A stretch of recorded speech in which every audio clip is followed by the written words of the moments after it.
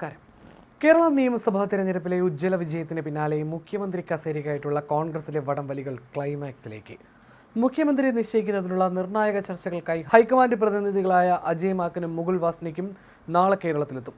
തിരഞ്ഞെടുക്കപ്പെട്ട എംഎൽഎമാരുമായി ഇവർ നേരിട്ട് ചർച്ച നടത്തുകയും ഇവരുടെ അഭിപ്രായം ഹൈക്കമാൻഡിനെ അറിയിക്കുകയും ചെയ്യും. എംഎൽഎമാരുടെ മനസ്സറിയുകയാണ് ഇതിൽ പ്രധാനം. പ്രതിപക്ഷ നേതാവ് എന്ന നിലയിൽ തെരഞ്ഞെടുപ്പിൽ പട നയിച്ച വി.ഡി. സതീശൻ തന്നെ മുഖ്യമന്ത്രിയാകണമെന്നാണ് അദ്ദേഹത്തിന്റെ അനുകൂലികൾ വാദിക്കുന്നത്. പട നയിച്ചവൻ നാട് നയിക്കട്ടെ എന്ന മുദ്രാവാക്യവുമായി സതീശൻ അനുകൂലികൾ സോഷ്യൽ മീഡിയയിൽ ഇതിനോടകം പ്രചാരണം ശക്തമാക്കിയിട്ടുണ്ട്. വി.ഡി. സതീശൻ എത്തുന്നിടത്തെല്ലാം മുദ്രാവാക്യം വിളികളുമായി അണികൾ രംഗത്തുണ്ട്. ഭൂരിഭാഗം യുവ എംഎൽഎമാരുടെയും പിന്തുണ കെ.സി. വേണുഗോപാലിനാണെന്നാണ് സൂചനകൾ. എന്നാൽ തലയെണ്ണനിൽ തനിക്കും പിന്തുണ എത്തുമെന്ന് സതീശൻ ക്യാമ്പ് കണക്കൂട്ടുന്നു. പൊതുജന വികാരം തനിക്ക് അനുകൂലമാകുമെന്നാണ് സതീശൻ കണക്കൂട്ടുന്നത്. അതേസമയം മുഖ്യമന്ത്രി സ്ഥാനത്തിനായി സീനിയോറിറ്റി വാദവുമായി രമേശ് ചെന്നിത്തലയും സജീവമായി രംഗത്തുണ്ട്. ഇതിന്റെ ഭാഗമായി അദ്ദേഹം ഡൽഹിയിലേക്ക് തിരിക്കുകയും ഹൈക്കമാൻഡ് നേതാക്കളുമായി കൂടിക്കാഴ്ച നടത്തുകയും ചെയ്യും. മുന്നണിയെ നയിച്ച പരിചയവും സീനിയോറിറ്റിയും തനിക്ക് അനുകൂലമാകുമെന്നാണ് ചെന്നിത്തല ക്യാമ്പിന്റെ പ്രതീക്ഷ. അതേസമയം ഇവരെയെല്ലാം ഞെട്ടിച്ചുകൊണ്ട് AICC general secretary K C. Venugopal മുഖ്യമന്ത്രി സ്ഥാനത്തേക്ക് എത്തുമോ എന്നതാണ് രാഷ്ട്രീയ കേന്ദ്രങ്ങൾ ഉറ്റുനോക്കുന്നത്. ഹൈക്കമാൻഡ് പച്ചക്കൊടി കാട്ടിയാൽ മാത്രമേ കെ.സി. കേരളത്തിലേക്ക് മടങ്ങൂ.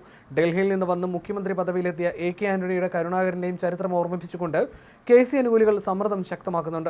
53 എംഎൽഎമാരുടെ പിന്തുണ കെ.സിക്കുണ്ടെന്ന വാർത്തകൾ കഴിഞ്ഞ ദിവസം പുറത്തു വന്നത് മറ്റ് ക്യാമ്പുകളെ ആശങ്കയിലാക്കിയിട്ടുണ്ട്. അതേസമയം ഇതിനിടെ കേരളത്തിൽ മുഖ്യമന്ത്രി ചർച്ചകൾ മുറുകുന്നതിനിടെയാണ് രമേശ് ചെന്നിത്തല ഇന്ന് ഡൽഹിയിലെത്തുന്നത്. AICC നേതൃത്വവുമായി ചർച്ച നടത്താനാണ് രമേശ് ചെന്നിത്തലയുടെ ഡൽഹി യാത്ര.